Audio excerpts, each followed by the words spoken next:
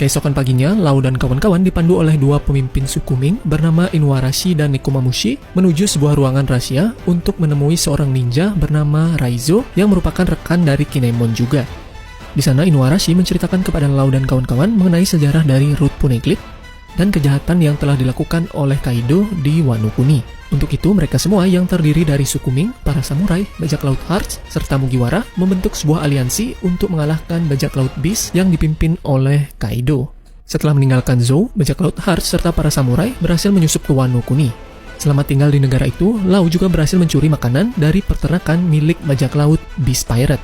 Ketika Lau mengetahui bahwa Luffy dan Zoro sedang mengacau di kota Bakura, Lau kemudian segera menyusul mereka menuju ke sana. Sesampainya di sana, Lau berusaha menahan Hawkins, salah satu supernova yang menjadi anak buah Kaido. Setelah Zoro dan Kikunojo tiba-tiba muncul menggunakan gerobak makanan curian, Lau lalu memilih untuk ikut dan bertemu kembali dengan Luffy serta menegur mereka.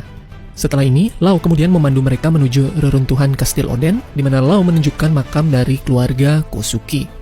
Kinemon kemudian juga mengisahkan mengenai masa lalu kelam dari Wano Kuni, di mana Kaido kemudian tiba-tiba muncul dengan wujud naganya di wilayah Kuri yang membuat Lau terkejut dan memberitahu Luffy dan kawan-kawan tentang kehadiran Kaido. Kaido kemudian juga menembakkan nafas apinya ke Kastil Oden saat Lau sedang mengajar Luffy yang ingin melindungi warga setempat.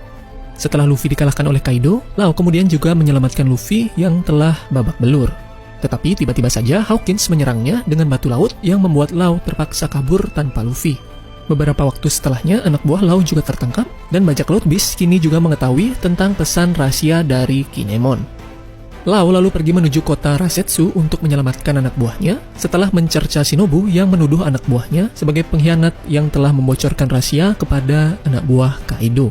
Setibanya di penjara, Lau lalu menawarkan dirinya sebagai pengganti anak buahnya kepada Hawkins untuk dipenjara. Singkat cerita, setelah menerima bantuan dari X-Drake, Lau menaklukkan Hawkins dan berhasil memotongnya menjadi beberapa bagian. Lau kemudian menginterogasi Hawkins tentang apa yang terjadi dengan aliansinya bersama Kid dan juga Appo, di mana Hawkins yang berlumuran darah menjelaskan pengkhianatan Appo dan membuatnya terpaksa untuk tunduk kepada Kaido. Setelah itu, Lau berbicara kepada Drake dan mengatakan bahwa dia akan mengikuti rencana X-Drake jika itu berarti kebebasannya. Pada momen-momen sebelum serangan menuju Onigashima pada Festival Api, Lau memberitahu Robin nama lengkapnya dengan harapan bisa belajar lebih banyak tentang Will of D. Namun Robin sendiri juga tidak tahu apa-apa tentang hal itu. Sejak saat ini, Lau menyadari bahwa untuk mengetahui artinya, mereka harus mengikuti Root Poneglyph. Pada hari Festival Api, bajak laut Hati, Mugiwara, dan juga Kid tiba di pelabuhan Tokage dan memasuki pertempuran melawan bajak laut Beast Pirate. Setelah menyelamatkan kelompok Kinemon, Lau dan krunya terkejut mendengar bahwa Kaido telah membentuk aliansi dengan Big Mom. Tak gentar mendengar hal itu, Lau, Luffy, dan Kid lalu menghancurkan kapal bajak laut milik Beast Pirate. Saat sedang berhadapan dengan kapal musuh terakhir, Lau terkejut melihat kedatangan dari Jinbe. Setelah berhasil menghancurkan sebagian pasukan bajak laut Beast, Lau kemudian pergi menyusup Onigashima bersama dengan 9 akasaya dari bagian belakang menggunakan kekuatan buah iblisnya. Lau bersama kru yang dia bawa kemudian memasuki kastil Kaido untuk memulai serangan terhadap pasukan Kaido. Di sana, Lau berhasil mengalahkan beberapa penjaga dan menemukan sebuah poneglyph. Namun karena poneglyph yang ditemukan Lau tidak berwarna merah, jadi Lau lalu memutuskan untuk terus mencari sambil merenungkan tujuan dari Will of D dan juga mengenang pengorbanan dari Rocinante. Lau pada akhirnya berhasil tiba di atap kastil di mana dia bergabung dengan Kid, Killer, Zoro, dan Luffy untuk bersiap menghadapi Kaido dan juga Big Mom. Pada saat ini, dia juga tidak lupa untuk memindahkan 9 akasaya yang sudah terluka ke tempat aman. Kita kemudian ditunjukkan scene yang sangat epik, di mana para supernova tersebut sedang bertarung melawan kedua Yonko. Saat Kaido menunjukkan mode hybridnya, Lau menyarankan kepada supernova lainnya bahwa mereka harus memisahkan kedua Yonko tersebut. Ketika Kaido dan Big Mom meluncurkan serangan gabungannya, Lau menyaksikan Zoro mampu menerima dan menahan serangan tersebut, sebelum akhirnya memindahkan dirinya, Zoro, dan juga yang lainnya dari serangan tersebut. Lau kemudian juga membantu Kid melempar Big Mom dari Onigashima untuk memisahkannya dengan Kaido.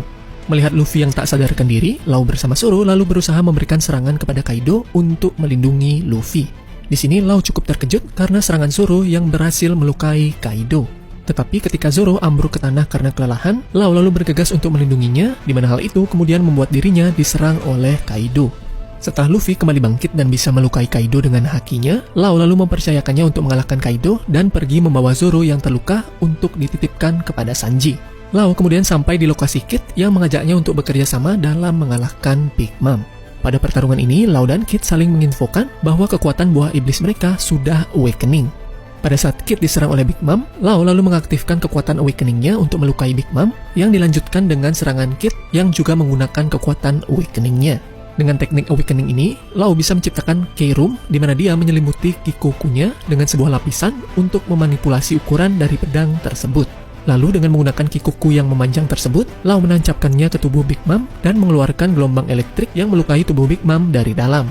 Melihat hal ini, Big Mom lalu mengeluarkan seluruh kekuatannya untuk melukai Lau serta Kid sampai membuat mereka sempat tak sadarkan diri. Dengan stamina terakhirnya, Lau kembali menggunakan K-Room-nya dan mengubah pedangnya menjadi super panjang dan memberikan serangan yang sangat kuat kepada Big Mom. Kid kemudian juga ikut menyerang Big Mom dengan menggunakan tekniknya, tetapi sayangnya Big Mom masih cukup kuat untuk menerima serangan tersebut.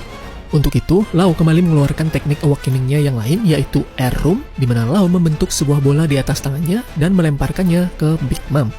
Lau kemudian juga memberikan efek silent kepadanya agar suara Big Mom tidak didengar oleh para homies-nya, di mana teknik ini juga mirip seperti yang digunakan oleh Rocinante. Setelah itu, Kid juga berhasil meluncurkan Big Mom menuju kawah yang Lau telah siapkan sebelumnya. Setelah Big Mom terkena ledakan dari kawah tersebut, Lau dan Kid yang sudah mengerahkan seluruh kekuatannya akhirnya berhasil memenangkan pertarungan ini. Beberapa saat kemudian, saat Lau sedang menunggu hasil pertempuran Luffy melawan Kaido, dia cukup terkejut menyaksikan kekuatan baru milik Luffy yaitu Gear 5 yang dengan mudahnya bisa menyeimbangi kekuatan dari Kaido. Oke guys, itulah dia kisah hidup dari Trafalgar di Waterloo hingga saat ini.